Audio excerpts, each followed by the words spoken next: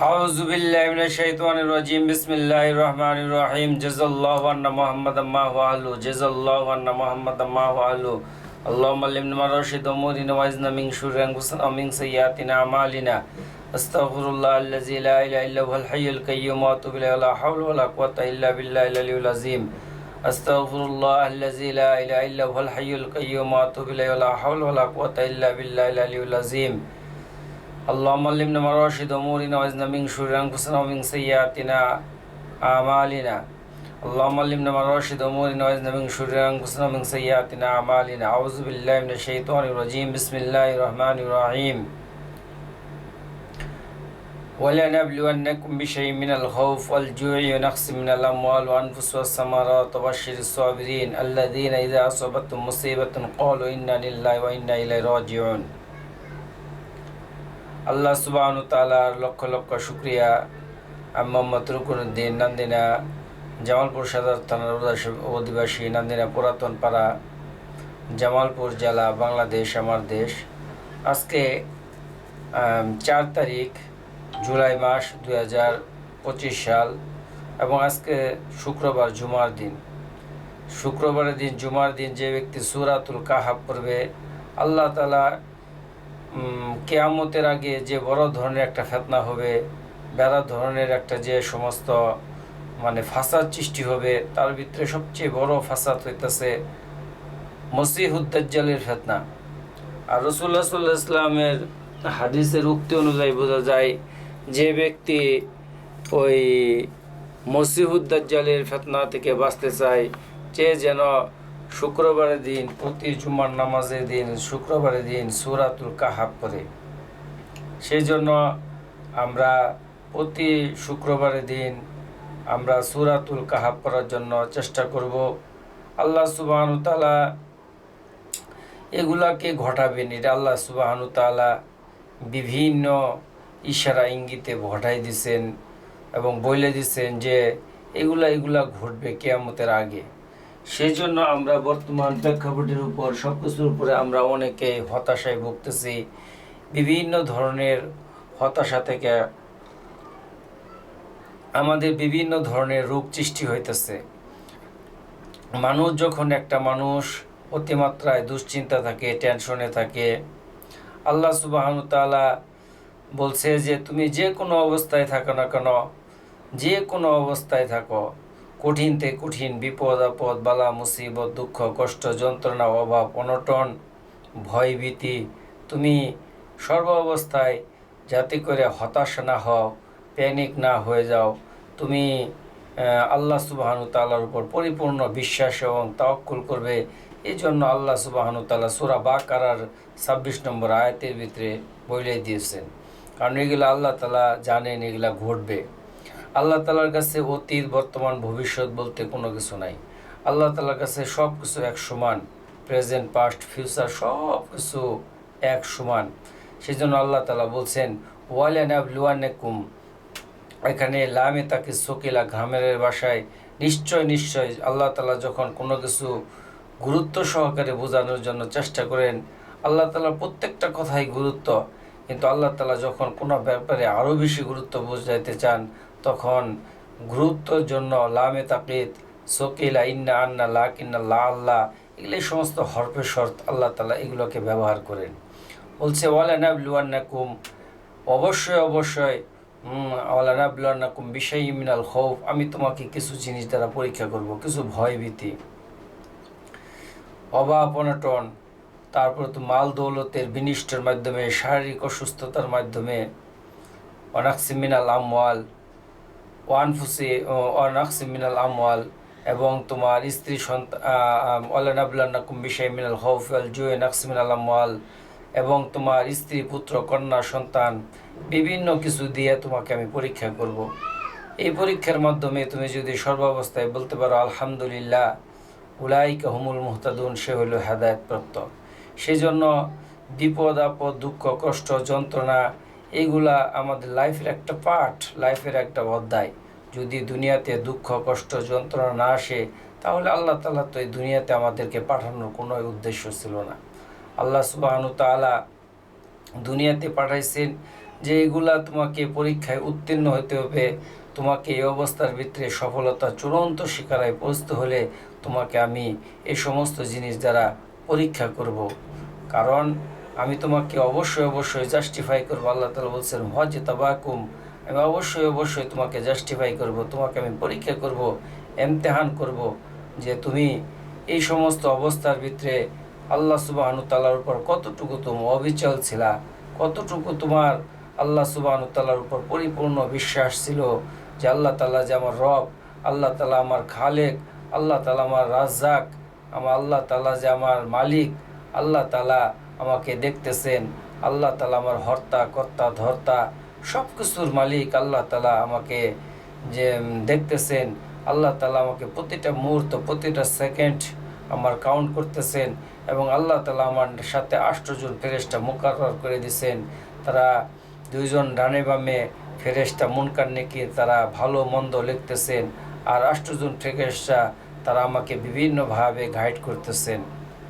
আমি যে কথা বলতেছি এটা আল্লাহ তাআলার ইশারার মাধ্যমে বলতেছি, আল্লাহ তাআলার হুকুম ছাড়া আমি কথা বলতে পারবো না। আমি যে দেখতেছি এটাও আল্লাহ তাআলা আমাকে চোখের দৃষ্টিশক্তি যদি এই মুহূর্তে ঝাপসা করে দেয় আমি দেখতে পারবো না। আমি যে হাত দিয়ে ধরতেছি এটাও আল্লাহ তাআলার হুকুমকে যদি উঠায় নেয় তাহলে আমি আর পারবো না। একবার ইহুদিরা জিজ্ঞেস করলো, হে মোহাম্মদ, আবদুল্লাহর বেটা মোহাম্মদ, তুমি যদি সত্যিকারের নবী হও তাহলে তুমি 3টা জিনিসের প্রশ্নের উত্তর যদি দিতে পারো আমরা তোমার হাতে বায়াত গ্রহণ করে মুসলমান হয়ে যাবে। এখানে প্রত্যেক জায়গাতে বলা হয়েছে বায়াত গ্রহণ করে মুসলমান হয়ে যাবে। সেই জন্য আল্লাহ সুবহানাহু তাআলা ফের ইহুদিরা জিজ্ঞাসা করলো যে আসহাবের কাহাবের ওই গুহাবাসী সম্পর্কে কি কি তুমি জানো? আসহাবের তারপরে বলছে রূহ কবে হবে, তারপরে কিয়ামত কবে সংঘটিত হবে। তো আল্লাহ সুবহানাহু তাআলা তাদেরকে এখানে অনেক ধরনের একটা ঘটনা ঘটছে, সবগুলোর কথার উত্তর দিছে, কিন্তু একটা ব্যাপারে আল্লাহ রাসূল সাল্লাল্লাহু আলাইহি ওয়াসাল্লাম ইনশাআল্লাহ বলতে এটা আল্লাহ তাআলার পরীক্ষা ছিল, আল্লাহ তাআলার এই ইচ্ছা ছিল, তিনি তখন বলছিল আগামীকাল জানাবো। এর জন্য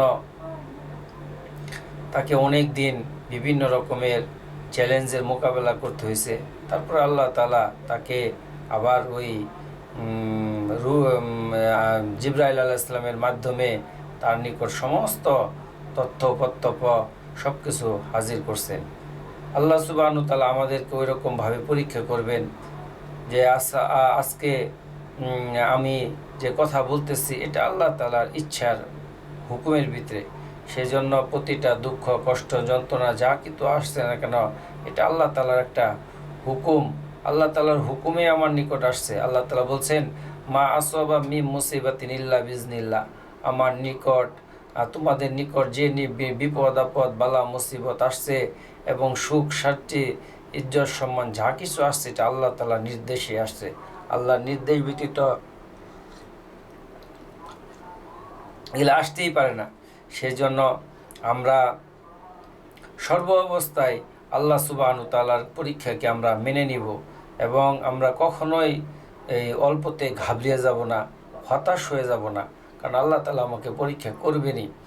যখন আমার 2022 সালের 21 তারিখে ফেব্রুয়ারি মাসের আমার বাম পা প্রত্যাঘাতের শিকার হয়ে কেটে ফেলতে হইল, তো সবাই যখন আমাকে ডাক্তারের নিকট নিয়ে গেল সবাই বলতেছে যে রুকন্ত বাঁচবে না।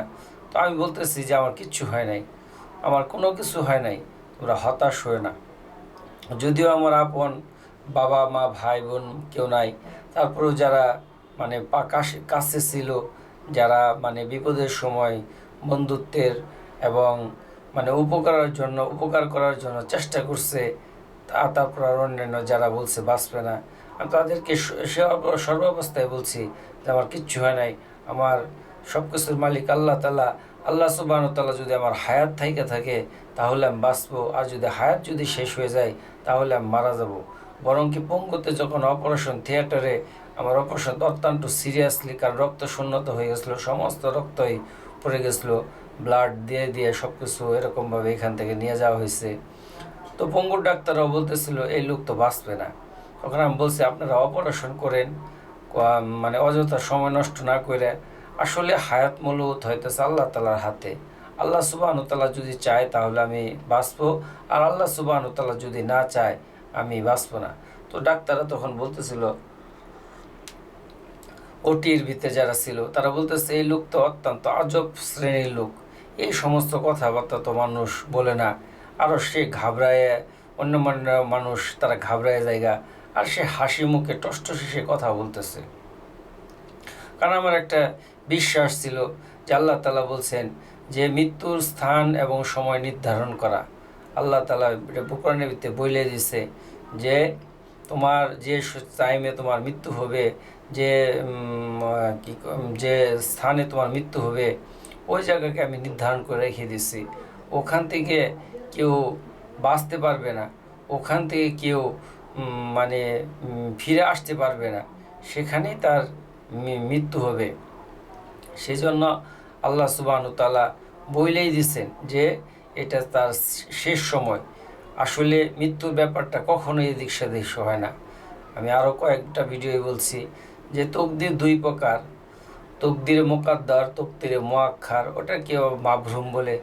যাই হোক, ওটা মৃত্যুর ব্যাপারে এখানে একদম ফিক্সড নির্ধারণ করা হয়ে গেছে। আল্লাহ সুবহানাহু ওয়া তাআলা যার যেখানে মৃত্যু আছে সে ওইখানে ওইভাবেই তার মৃত্যুবরণ করতে হবে। এখান থেকে চুচারা করা কোনোই শব্দ নাই, কোনোই উপায় নাই। সেজন্য আল্লাহ সুবহানাহু ওয়া তাআলার উপর পরিপূর্ণ আমরা বিশ্বাস রাখবো, আমরা হতাশ হব না। জীবনের সবচেয়ে বড় মানে যে জিনিসটা মানুষকে কুরে কুরে তিলে তিলে খায়, সেই জিনিসটা হইলো মানুষ হতাশ হয়ে যায়, অল্পতেই সে ইরিটেট হয়ে যায়, অল্পতেই সে মানসিকভাবে ভেঙে পড়ে, অল্পতেই সে মানে প্যানিক ডিসঅর্ডারে ভুগে। আসলে হতাশা মানুষের জীবনে কোনো কল্যাণ বয়ে না। হতাশা থেকে আরও অনেক ধরনের রোগের উৎপত্তি হয়। একটা মানুষ যখন 24 ঘন্টা হতাশ থাকবে, সেই মানুষটার খাবার হজম হবে না, তার বিপাক্রিয়া বিভিন্ন ধরনের মানে উল্টাপাল্টা সিচুয়েশন তাকে তৈরি করবে। সে ইরিটেট হয়ে যাবে, রাগান্বিত হয়ে যাবে, ভালো কথা বললেও সে খারাপ আচরণ করবে, তাকে যত কিছুই দেওয়া হোক না কেন তারপরেও সে খারাপ আচরণ করবে, কারণ সে লোকটা হতাশ। আর যে লোকটা হতাশ না, তাকে আপনি যত রকমের খারাপ কথাই বলুন না কেন, যে তত রকম বাজে মন্তব্যই তাকে নিয়ে করুন না কেন, সে কখনোই মানে হতাশ হবে না। তিনি আল্লাহ তাআলার দিকে আরও বেশি থেকে বেশি মনোনিবেশ করবেন। আমাদের নবী মুহাম্মদ সাল্লাল্লাহু আলাইহি ওয়াসাল্লামকে এমন কোনো ধরনের মানে হতাশ করার জন্য কথা, এমন কোনো কথা ইহুদিরা এবং মক্কার মুশরিকরা এমন কোনো কথা নাই যে তাকে না বলছে। তাকে উম্মাদ বলা হয়েছে, তাকে পাগল বলা হয়েছে, তিনি অনেকগুলা বিবাহ করছিলেন, এর জন্য তাকে নারীবাজ বলা হয়েছে, তাকে জাদুকর বলা হয়েছে, তারপরেও তিনি হতাশ হন নাই।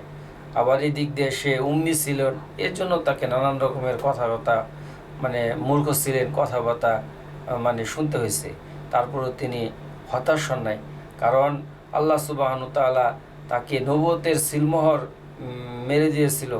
যখন আল্লাহ রাসূল সাল্লাল্লাহু আলাইহি ওয়াসাল্লামের দাদা আব্দুল মুত্তালিব, তার অনেকগুলা সন্তান ছিল, এর ভিতরে একটা সন্তানের ছিল আবু তালেব।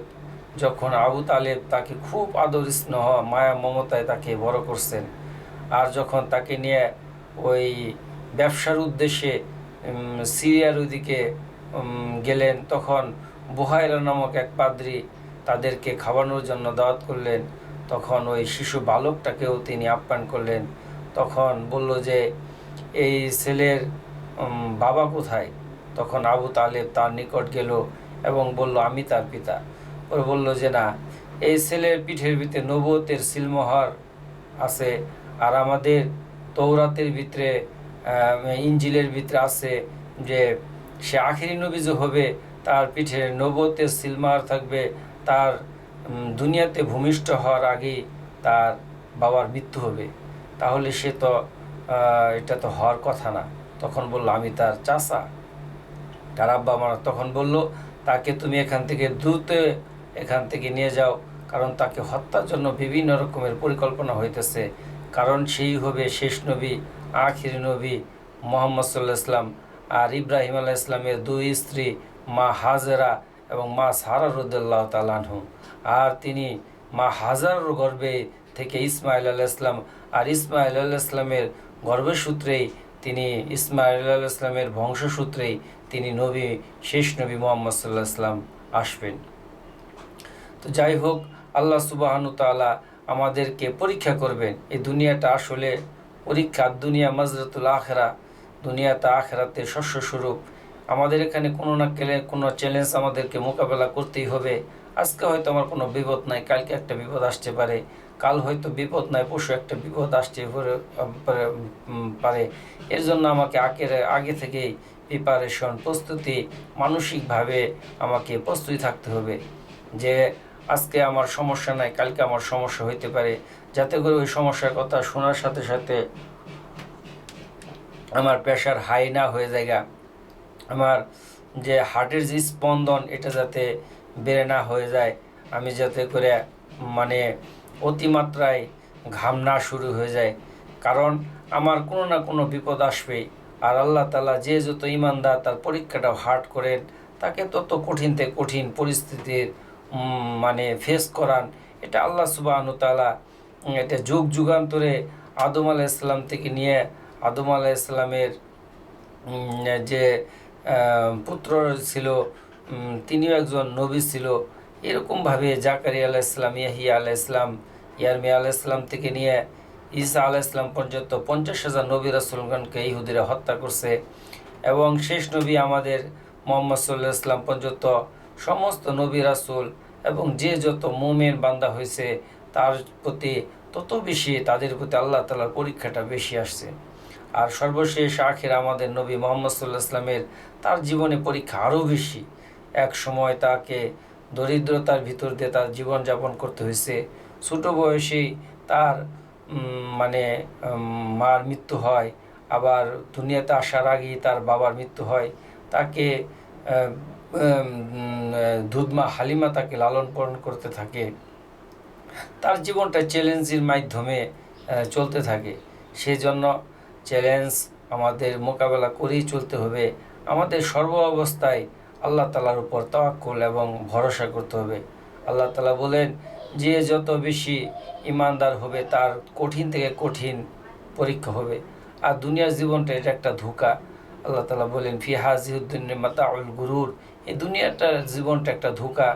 ধোঁকায় তুমি পড়ে তুমি আখিরাতকে তুমি নষ্ট করো না। আমরা প্রতি মুহূর্তে আমাদেরকে ধোঁকা দিতেছে শয়তান জাহান্নামে নেওয়ার জন্য। আল্লাহ তাআলা বলেন ইন্নাল্লাযিনা ক্বালু রাব্বুনাল্লাহ, এখানে ইন্না হরফে শর্ত গ্রামারের ভাষায়, যারা বলে আমার প্রভু আল্লাহ, সুম্মাস্তাকামু, যত রকমের বিপদ আপদ, বালা মুসিবত, সুস্থতা অসুস্থতা, মানুষের বিভিন্ন ধরনের চাপ, এগুলোর ভিতরে সে বলে ইন্নাল্লাযিনা ক্বালু রাব্বুনাল্লাহ, আমার প্রভু আল্লাহ, সুম্মাস্তাকামু, ওই কথার উপর সে অটল থাকে। যখন ওই ব্যক্তির মৃত্যু আসে তখন মৃত্যুর সময় ফেরেশতারা এসে বলে আল্লাহ তাখাফু, তুমি কোনো ভয় করো না, ওয়ালা তাহজানু, তুমি কোনো চিন্তাও করো না, ও আবশিরু বিল জান্নাতিল্লাতী কুনতুম তুআদুন, তুমি ওই জান্নাতের প্রতিশ্রুতি শোনো যে জান্নাত সম্পর্কে আল্লাহ সুবহানাহু ওয়া তাআলা ওয়াদা করছেন। সেই জন্য আমাদের এই দুনিয়ার জীবনটা একটা ধোঁকা। আমরা এই অবস্থার ভিতরে আল্লাহ তাআলার উপর পরিপূর্ণ বিশ্বাস রাখবো, তাওয়াক্কুল করব এবং সম্পূর্ণরূপে আল্লাহর উপর ভরসা করব। আজকে আমি এই দুনিয়া থেকে চলে গেলে কালকে দিন হয়তো আমাকে একটু মানুষ আলোচনা করবে, তারপরে মানুষ ভুলে যাবে। মানুষ সব কিছুই আপনাকে আপনি যেই হোক না কেন, যত বড় মানুষই হোক না কেন, মানুষ চলে যাওয়ার পরে মানুষ ওইটাকে তেমন একটা মানে মনে রাখে না। মানুষের আমি আজকে যে ওখানে থাকি না কেন, যত কিছুই করি না কেন, তাদের জীবন ব্যবস্থা চলবে, দুনিয়া চলবে। দুনিয়ার মানুষের কারবার, ব্যবসা বাণিজ্য, ছেলে মেয়ের বিবাহ শাদী থেকে নিয়ে এভরিথিং, গান বাজনা থেকে নিয়ে A to Z যা কিছু মানুষ করতেছে, তারা সবাই সব কিছু করবে। কিন্তু আমি মরে যাওয়ার পরে আমি যেটা নিয়ে হতাশ হয়ে গেতেছি, আমি মরে গেলে আমার সন্তানটা চলতে পারবে না, এটা একটা ভুল চিন্তা চেতনা, ভুল সিদ্ধান্ত, এটা একটা ভুল মানে ভবিষ্যৎবাণী শয়তান আমাদেরকে নিয়ে ভয় দেখায়। আমি মরার পরে হয়তো আল্লাহ সুবহানাহু ওয়া তাআলা আরও বেশি ভালো রাখতে পারে। আবার আমি থাকার পরেও তাদেরকে আরও বেশি থেকে বেশি আল্লাহ সুবহানাহু ওয়া তাআলা তাদেরকে বেইজ্জতি এবং খারাপি এবং কষ্ট ক্লাসের ভিতর দিয়ে জীবন যাইতে করতে পারে। সেজন্য আসলে আমরা মানে হতাশ না হয়ে যায়। কারণ শয়তানের একটা বিশাল বড় একটা ফাঁদ। এই ফাঁদে যদি কোনো ইমানদারকে ফালাইতে পারে তাহলে সে আর ঘুরে দাঁড়াইতে পারে না। কোটি কোটি টাকা লস হয়ে গেলেও মানুষ ঘুরে দাঁড়ায়, মান সম্মান নষ্ট হয়ে গেলে আবার ঘুরে দাঁড়ায়, ইজ্জত সম্মান যদি চলে যায় আবার সে ঘুরে দাঁড়াইতে পারে। কিন্তু যদি একটা মানুষকে যদি শয়তান হতাশ করতে পারে তাহলে ওই মানুষটা আর ঘুরে দাঁড়াতে পারে না। কারণ হতাশার কারণে সে একা হয়ে যায়, সামাজিক বন্ধন ভেঙে ফেলে, সে একাকিত্ব জীবনযাপন করতে চায়। সে একসময় যখন সে হতাশা এমনভাবে তখন গ্রাস করে, তখন হতাশার কারণে সে ঢাগের দিকে আসক্তি হয়, মাদকের দিকে আসক্তি হয়। আর মাদক হইতেছে আরও এক ভয়াল থাবা, যার কারণে সে একবার মাদক গ্রহণ করার পরে সে আরেকবার খাওয়ার জন্য সে অস্থির হয়ে যায়। যতই জিন দেয় ততই তার আরও বেশি ড্রাগের দিকে সে এডিক্টেড হয়ে যায়। যখন সে ড্রাগ না পায় তখন সে আত্মহত্যা এবং সুসাইড এবং খুন খারাপের মতন কার্যকলাপে সে কি করে লিপ্ত হয়ে পড়ে। সেই জন্য আমরা কোনো অবস্থাতেই হতাশ হব না। যত দুঃখ কষ্ট যন্ত্রণায় আসুক না কেন আমরা বলবো সব কিছু আল্লাহ তাআলার ফায়সালা, আল্লাহ তাআলা চাইছে তাই হয়েছে। আল্লাহ তাআলা যদি না চাইতো তাহলে হইতো না। সেই জন্য আমরা হতাশ না হই। হতাশ হইতেছে শয়তানের সবচেয়ে বড় অস্ত্র। সেইখানে আল্লাহ তাআলা বলছেন যে আলহামদুলিল্লাহি রব্বিল আলামিন, সূরা ফাতিহার ভিতরে, কোরআনের ভিতরে সর্বপ্রথম আল্লাহ তাআলা বলছে কি আলহামদুলিল্লাহি রব্বিল আলামিন, সমস্ত প্রশংসা এবং সমস্ত প্রশংসার মানে মালিক একমাত্র আল্লাহ তাআলা। আমি যে অবস্থায় থাকি আলহামদুলিল্লাহ, আল্লাহ আমি তোমার শুকরিয়া আদায় করি, আমি তোমার নিয়ামতের শুকরিয়া আদায় করি। আমি কথা বলতেছি এটা একটা আল্লাহ তাআলার নিয়ামত, আমি চোখে দেখতেছি এটা আল্লাহ তাআলার একটা নিয়ামত। একটা পার কত দাম এটা যদি কেউ না বুঝে তাকে আমি আবার নতুন করে বুঝাই দেই। আমি আর্টিফিশিয়াল পা নিয়ে এখানে আমি বসে কথা বলতেছি। এই আর্টিফিশিয়াল পাটা কতটুকু, যত দাম আর্টিফিশিয়াল পা, চায়না পা 10-20 হাজার টাকার থেকে নিয়ে 3 কোটি টাকা দামের পর্যন্ত জার্মানির উন্নত প্রযুক্তির পা আছে।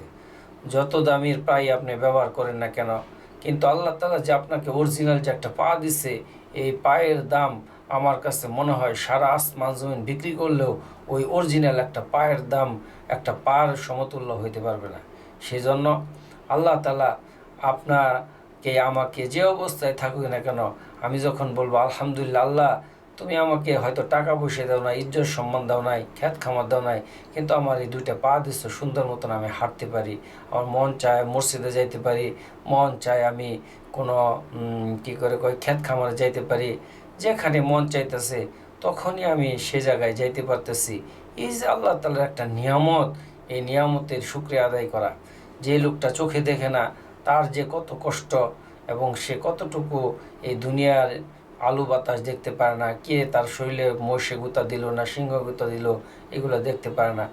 সেই জন্য আমি বাংলাদেশ সরকারের প্রতি বিনীতভাবে অনুরোধ জানাবো, বাংলাদেশে যে কোনো টাইমে যে কোনো সরকার থাকুক না কেন, যারা শারীরিকভাবে প্রতিবন্ধী থাকে, তাদের কোনো অঙ্গহানি এবং দুর্ঘটনার শিকার হয় বা প্রক্ষাঘাতের শিকার হয় অথবা দুশ্মনের মাধ্যমে হয় অথবা যে কোনোভাবে হোক না কেন, তাদের প্রতি সরকারের বিশেষ দৃষ্টি এবং তাদের দৃষ্টিভঙ্গিকে মানে বদলানো। আসলে তারা মন চাইলে সব কিছু করতে পারে না। তারা অনেক সময় অনেক কিছুর চ্যালেঞ্জ মোকাবেলা করে তাদেরকে চলতে হয়। অনেক কিছু অনেক ধরনের প্রতিকূল অবস্থা আল্লাহ তাআলা সুবহানাহু ওয়া তাআলা তাদের সামনে উপস্থিত করেন। একটা মানুষ যেমন একটা মানুষ আজকে তাপমাত্রা মনে করেন যে যখন তাপমাত্রা 40-এর উপরে চলে যায়, একটা মানুষ মন চাইলে সে নদীতে সাঁতার কাটতে পারে, কিন্তু যার 2টা পা নাই, যার 2টা হাত নাই, সে ইচ্ছা করলে সে সাঁতার কাটতে পারবে না।